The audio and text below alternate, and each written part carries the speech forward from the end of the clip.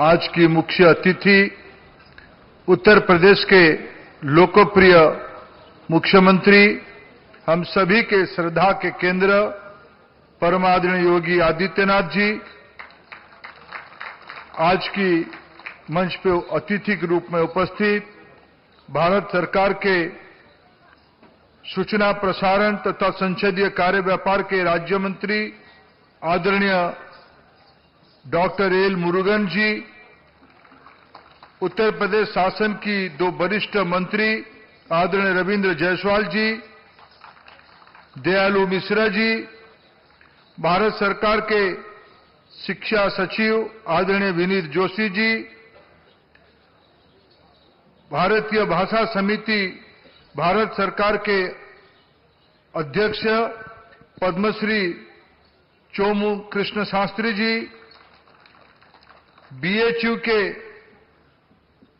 Vice chancellor आदरणीय professor Sanjay Kumar ji, IIT Madras के अध्यक्ष प्राध्यापक कामाकोटी जी, आईआईटी बीएचयू के अध्यक्ष आदरणीय प्राध्यापक श्री पात्र तथा उत्तर प्रदेश शासन के एडिशनल सेक्रेटरी अनिल कुमार सिंह जी, वणक्कम, जय मां गंगे, हर हर महादेव। भगवान विश्वनाथ जी की इस पवित्र नगरी काशी में मैं तमिलनाडु से आए हुए हमारे सभी प्रतिनिधि तथा आज की समारोह में उपस्थित सभी महानुभावों को हार्दिक स्वागत करता हूं। மேடையில் வீற்றிருக்கும் அனைத்து மகானுபாவர்களுக்கும் என்னுடைய நல்வணக்கங்கள்। प्रयागराज की महाकुंभ 144 साल के बाद हम सभी की जिंदगी में एक सौभाग्य लेके आया है।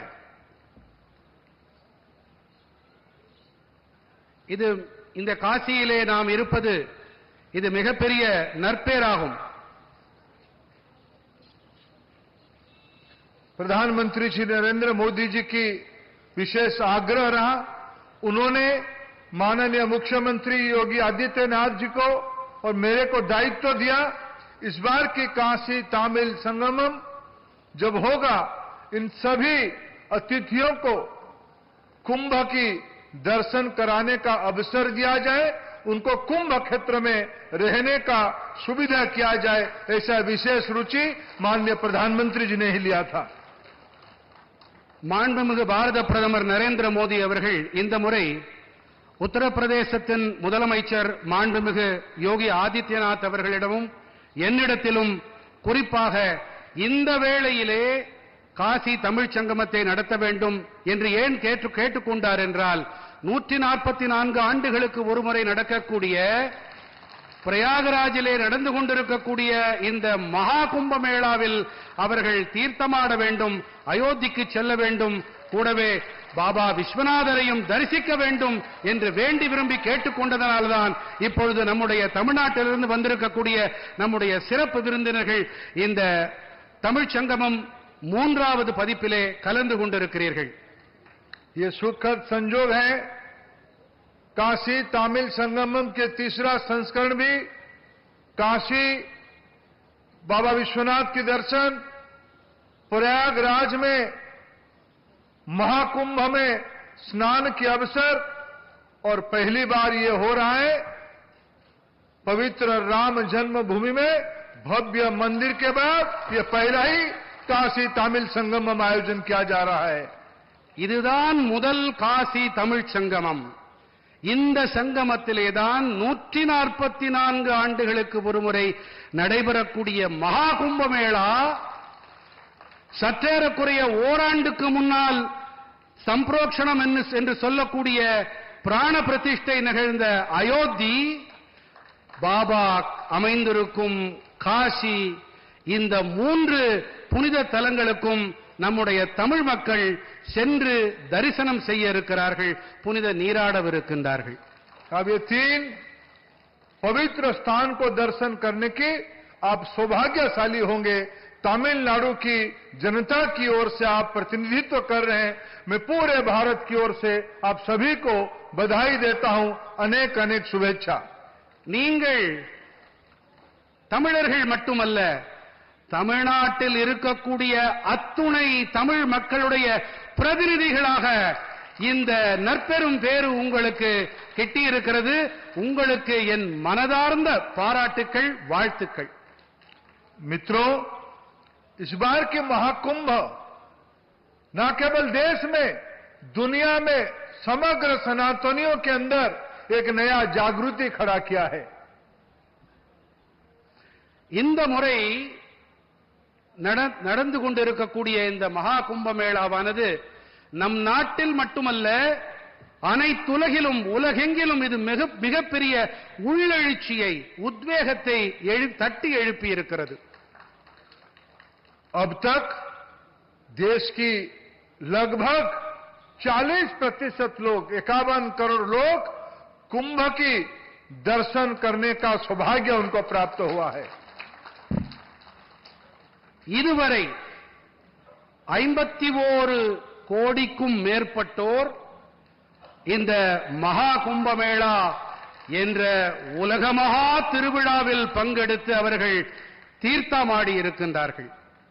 मित्रों, विशेष करके समाज की सामान्य वर्ग के लोग और विशेष करके युवा वर्ग के लोग कुंभ में निश्चित रूप में दर्शन करने का देश में एक संकल्प किया है, ऐसे ही प्रतीत होती है.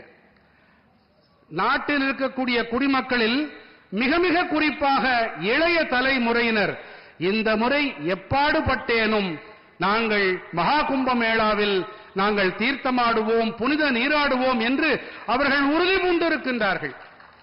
मैं महाकुंभ की इस पवित्र आयोजन के लिए, भव्य आयोजन के लिए, सुव्यवस्था के लिए आपकी ओर से, समग्र देश की ओर से उत्तर प्रदेश की लोकप्रिय मुख्यमंत्री परम आदरणीय योगी आदित्यनाथ महाराज जी को आभार प्रकट करता हूं, बहुत बहुत धन्यवाद देता हूं.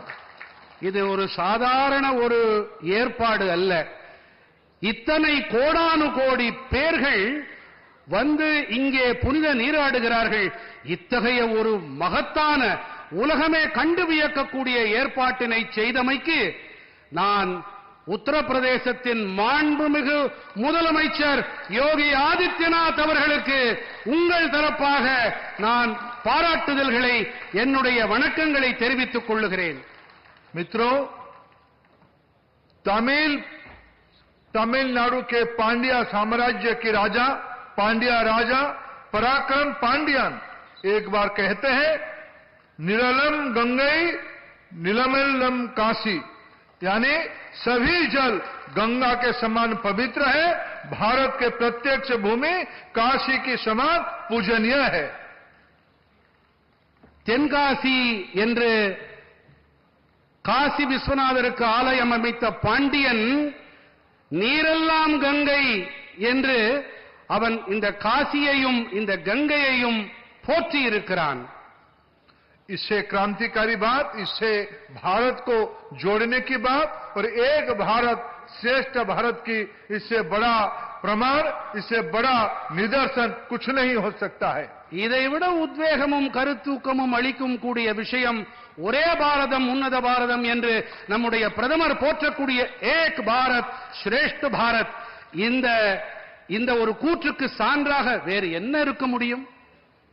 इस बार की काशी तमिल संगमम में KTS 3.0 में एक गढ़ जो आज पहुंचा है, जिनकी भव्य स्वागत आज काशी वासियों ने बड़े भव्यता के साथ सुबह सुबह स्टेशन में किया है.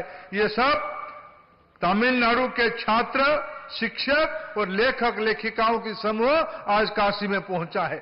எப்போதும் போலவே, கடந்த இருமுறை நடந்தது போலவே இந்த முறையும் காசிவாசிகள் தமிழ்நாட்டிலிருந்து வந்திருக்கக்கூடிய தங்களுடைய விருந்தினர்களை ஆசிரியர்கள், கைவினைஞர்கள், மாணவர்கள் என்று பல தரப்பட்ட மக்களையும் அவர்கள் ரயில் நிலையத்திலே மிக உற்சாகமான வரவேற்பு அளித்தார்கள்.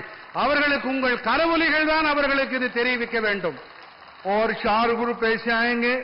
एक ग्रुप में किसान और कारीगर आएंगे, एक ग्रुप में प्रोफेशनल्स एंड स्मॉल एंटरप्रेन्योर आएंगे, छोटे व्यवसायी आएंगे। एक ग्रुप में केवल महिला आएंगे, एसएचजी समूह की बहनें, मुद्रा लोन की बहनें, नमो दीदी की बहनें, ऐसे महिला आएंगे। और 5वां ग्रुप में स्टार्टअप की दुनिया में, इनोवेशन में, नवाचार में, एडुटेक में काम करने वाले सभी रिसर्चर आएंगे। 5 குழுக்களாக தமிழர்கள் தமிழ்நாட்டிலிருந்து வரவிருக்கிறார்கள். மாணவர்கள், ஆசிரியர்கள், ஸ்டார்ட் அப்பை சேர்ந்தவர்கள், பெண்கள், முத்ரா கடன் பெற்றவர்கள் என்று கைவினைஞர்கள், இப்படி 5 குழுக்களாக இவர்கள் இங்கே வரவேற்கப்பட்டு இவர்களுக்கு எல்லா வசதிகளும் இந்த 3 இடங்களிலும் செய்விக்கப்பட இருக்கின்றன. इस 5 ग्रुप के अलावा इस बार भारत में जितने सेंट्रल यूनिवर्सिटी है, वहां पढ़ने वाले जितने भी तमिल विद्यार्थी भाई और बहन हैं, उनका भी एक 6th ग्रुप इस बार काशी तमिल संगमम में 6th ग्रुप के नाते पहुंचेगा. இந்த 5 குழுவினரை தவிர 6வது குழுவாக மத்திய பல்கலைக்கழகங்களில் படிக்கக்கூடிய மாணவர்களுக்கும் இந்த அரிய வாய்ப்பு இந்த முறை வழங்கப்பட இருக்கிறது. मित्रों, ये सुखद संयोग है. सर्व विद्या के केंद्र काशी की मान्यता ये है, संस्कृत विद्या की, संस्कृत भाषा की ये एक बड़ा प्रयोग भूमि रहा है. वैसे ही दुनिया की एक सबसे पुरानी भाषा तमिल है, जिसको माननीय प्रधानमंत्री नरेंद्र मोदी जी ने कहते हैं सभी भारतीय भाषा राष्ट्रीय भाषा है. ऐसे संस्कृत और तमिल दोनों राष्ट्रीय भाषाओं की ये संगम महाकुंभ के दौरान तीसरी बार हो रहा है. ये भारत की सिविलाइजेशनल एंटिटी और कल्चरल डाइवर्सिटी की एक बहुत बड़ा प्रमाण है. நம்முடைய மொழிகள் அனைத்துமே தேசிய மொழிகள் என்று பிரதமர் பாராட்டினாலும் கூட குறிப்பாக தமிழ் மீது அவருக்கு இருக்கக்கூடிய பற்றினை நாம் பல்வேறு இடங்களிலே பல்வேறு தருணங்களிலே நாம் கண்டிருக்கிறோம். சம்ஸ்கிருதமும் தமிழும் இரு கண்களாக பாவிக்கக்கூடிய நம்முடைய பிரதமர் மோடி அவர் இந்த நிகழ்வுக்கு காரணகர்த்தாவாக இருக்கின்றார். मित्रों, हमारी वेदों में, पुराणों में, हमारी तत्वों में हमारी एक मान्यता है, एको हम बहुश्यामी. एक चेतना अनेक रूप में प्रकट होने वाला ये सभ्यता काशी तमिल संगमम के नाम पे 21वीं सदी में एक अच्छा प्रयोग, अच्छा निदर्शन के रूप में आया है. வடமொழியிலே ஒரு கூற்று உண்டு, ஏகம் சத் விப்ரா பகுதா வதந்தி என்பார்கள். உண்மை ஒன்றுதான், அதை படித்தோர் சான்றோர் பல்வேறு வகையாக அதை பகர்கிறார்கள் என்பார்கள். இறைவன் ஓர் இறைவன், அவன் பல வகையாக பரிமளிக்கின்றான் என்பதையே அடிக்கோடிட்டு அதனையே அடிநாதமாக கொண்டு ஏக் பாரத் சிரேஷ்ட பாரத் நம்முடைய ஒற்றுமையை பறைசாற்றக்கூடிய வகையிலே இந்த காசி தமிழ் சங்கமம் ஒன்று அமைந்திருக்கிறது. मित्रों, भारत में कोई मंदिर नहीं है, विशेष करके दक्षिण में और विशेष करके तमिलनाडु में ऐसा कोई मंदिर नहीं है जहां काशी विश्वनाथ जी की एक प्रतिमा नहीं है, एक प्रतीक नहीं है. यह प्रमाणित करती है बाबा विश्वनाथ की काशी में विराज है, वैसे ही प्रभु रामनाथ स्वामी रामेश्वरम में विराजमान है. ये सभी एकाकार है, ये हम भारत में मानते हैं. காசி விஸ்வநாதருக்கு ஒரு சந்நிதியோ அல்லது கோயிலோ இல்லாத தமிழ்நாட்டிலே ஓர் இடம் உண்டா? அனைத்து இடங்களிலும் காசி விஸ்வநாதருக்கு என்று ஒரு சிறப்பிடம் கொடுத்திருக்கிறோம் இல்லையா? அதைப் போலத்தான் இங்கே நாம் உங்களை வரவேற்கும் பொழுது இந்த தொன்மையை நாம் பாராட்டி போஷிக்கின்றோம். मित्रों, इस बार काशी तमिल संगमम को ऋषि अगस्त्य जी के नाम पे समर्पित किया गया है. ऋषि अगस्त्य इसी पवित्र भूमि से तमिलनाडु जाके तमिलनाडु की मूल मंत्र, तमिल भाषा में व्याकरण, तमिल में सिद्ध औषधियों की दुनिया बनाना और उनकी जयंती को आज हम राष्ट्रीय सिद्ध दिवस के रूप में, नेशनल सिद्ध डे के रूप में मनाते हैं. தமிழ் மொழிக்கான இலக்கணத்தை யாத்தளித்தவர் அகஸ்திய முனி. அத்தகைய அகஸ்திய முனி தமிழ்நாட்டிலே அவருக்கு மிகப்பெரிய ஒரு புகழ் உண்டு, அவரை போற்றுவார்கள்.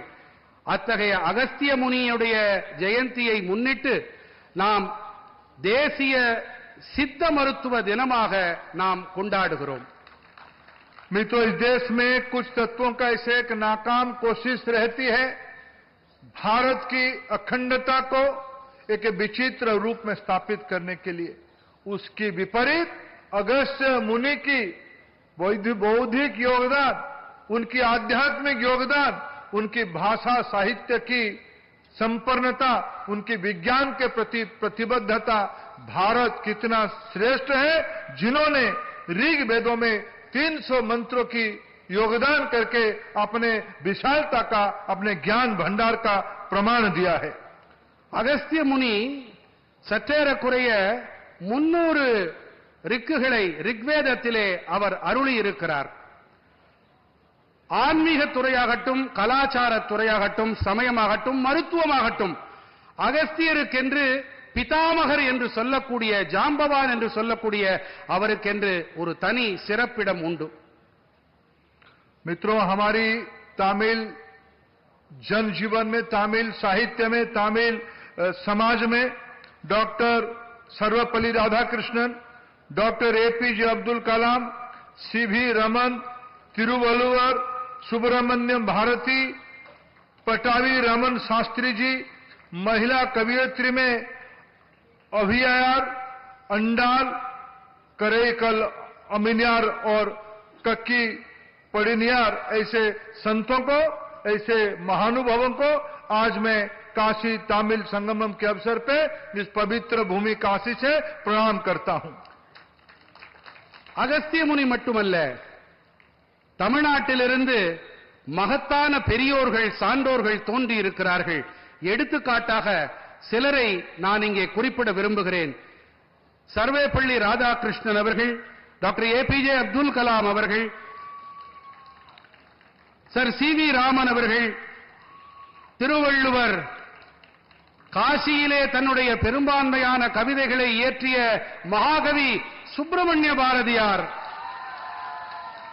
பட்டாபிராம சாஸ்திரி, ராஜேஸ்வர சாஸ்திரி போன்றோரும் பெண் மகா ஆளுமைகளான ஔவையார், காரைக்கால் அம்மையார், காக்கை பாடினியார் போன்றோரை இந்த காசி தமிழ்ச் சங்கமம் 3வது பதிப்பிலே நான் நினைவு கூர்வதில் பெருமை அடைகிறேன். मित्रों, इस बार 2025 की बजट में 2 ऐसे विषय का आदरणीय वित्त मंत्री जी ने उल्लेख किया है जिसके बारे में मैं उल्लेख करना उचित मानता हूं. पहली बार भारत में एक national digital repository of Indian knowledge system होगा, जिसके माध्यम से भारत की सभी पौराणिक तथ्य को, सारे ग्रंथों को, सारे पोथियों को आज के समय में डिजिटलाइजेशन करके उनको एआई जैसे उपक्रम को संलग्न करते हुए उसकी अंतर्निहित अर्थ क्या है, आज के समय में उसकी आवश्यकता क्या है, क्या प्रासंगिकता है, उसके बारे में भारत सरकार एक महत्वपूर्ण कदम उठाया है. இந்திய தேசிய புதிய கல்விக் கொள்கையிலே நம்முடைய இந்திய ஞானம், தொன்மையான நம்முடைய ஞான, நம்முடைய பெருக்கை, அதனுடைய தொகுப்பை, அதனை ஆவணப்படுத்தும் வகையிலே டிஜிட்டலைஸ் செய்யக்கூடிய ஒரு முன்னெடுப்பை நாங்கள் செய்திருக்கிறோம். இதை ஏன் அறிந்து கொள்ள வேண்டும், இதில் இருக்கக்கூடிய விஷயங்கள் என்ன என்பதை பற்றியெல்லாம், அதன் முக்கியத்துவம் குறித்து அந்த ஆவணப்படுத்தலிலே நாம் புரிந்து கொள்ள முடிகிறது. मित्रों, दूसरी महत्वपूर्ण विषय इस बार बजट में घोषित हुई है भारतीय भाषा पुस्तक योजना, जिसमें उच्च शिक्षा में यूजीसी हो, यूजीसी से संलग्न विश्वविद्यालय हो, एआईसीटी हो, मेडिकल साइंस हो या अन्य प्रोफेशनल कोर्सेस हो, ऐसे सारे विद्याओं को, सारे पुस्तकों को 22 शेड्यूल लैंग्वेज में भाषांतरित करके, ट्रांसलेशन करके एक डिजिटल महाकुंभ में रखने की व्यवस्था किया जाएगा, जिसके कारण भारत की नई पीढ़ी की विद्यार्थी सभी भाषाओं में जो उपलब्ध ज्ञान भंडार है उसको उस कुंभ में जाके उपयोग कर पाएंगे, ज्ञानी हो पाएंगे। इस प्रकार की एक बहुत एम्बिशियस स्कीम भारत सरकार ने इस बार बजट में घोषणा किया है। இந்த முறை வரவு செலவு திட்ட அறிக்கையிலே ஒரு மகத்தான ஒரு முன்னெடுப்பு முன்னே சொன்னதன் தொடர்ச்சியாக மேற்கொள்ளப்பட்டிருக்கிறது. நம்முடைய உயர்கல்வி துறையிலே அது யுஜிசி ஆகட்டும் அல்லது பல்கலைக்கழகங்களாகட்டும், மருத்துவ பல்கலைக்கழகங்கள் படிப்புகள், தொழில் சார்ந்த படிப்புகளாகட்டும், இவை சார்ந்த அனைத்து விஷயங்களையும் நம்முடைய பட்டியலான 22 பட்டியலிடப்பட்ட மொழிகளிலும் இவை தொகுக்கப்பட்டு டிஜிட்டலைஸ் செய்யப்படும். இதன் மூலமாக மாணவர்கள், அறிவை தேடுபவர்கள், அவர்கள் சென்று அதனுடைய முக்கியத்துவத்தை, அதனுடைய அறிவை, அதில் இருக்கக்கூடிய ஞானத்தை பெற வழிவகை செய்யப்பட்டிருக்கிறது. அதற்காக நிதி ஒதுக்கப்பட்டிருக்கிறது. मित्रों, माननीय प्रधानमंत्री श्री नरेंद्र मोदी जी ने आह्वान किया है 2047 तक भारत को विकसित बनाना है। उसके लिए पंच प्राण की शपथ हमें लेना है। भारत को विकास भी करना है, विरासत के आधार पर करना है। मैं फिर एक बार माननीय प्रधानमंत्री जी का और यूपी के लोकप्रिय मुख्यमंत्री जी का आभार प्रकट करता हूं। काशी तमिल संगमम को कल्पना करना, उसको काशी में हर एक साल एक अनुष्ठान यज्ञ के नाम में पूरा करने का व्यवस्था करने के लिए मैं दोनों महानुभावों को धन्यवाद देता हूं, आभार प्रकट करता हूं। 2047க்குள்ளாக வளர்ச்சியடைந்த ஒரு பாரதத்தை உருவாக்க வேண்டும் என்பது மாண்புமிகு பாரத பிரதமர் நரேந்திர மோடி அவர்களுடைய தொலைநோக்கு. அந்த தொலைநோக்கிற்காகவும் இத்தனை ஒரு பெரிய பிரம்மாண்டமான, உலகே கண்டு வியக்கும் அளவுக்கு இந்த மகா கும்ப மேளாவையும் இந்த காசி தமிழ்ச் சங்கமம் 3வது பதிப்பையும் அமைத்தளித்திருக்கும் நம்முடைய மதிப்பிற்குரிய மாண்புமிகு உத்தரப்பிரதேசத்தின் முதலமைச்சர் யோகி ஆதித்யநாத் அவர்களுக்கும் என்னுடைய நன்றியை நான் காணிக்கையாக்குகின்றேன். नट्टू नलनील नम्मधु नालन, राष्ट्रीय हित ही हमारी हित है। நாட்டு நலனே நாட்டு நலனில் நம்முடைய நலன். भल्लका तमिलनाडु, भल्लका भारतम। बहुत बहुत धन्यवाद।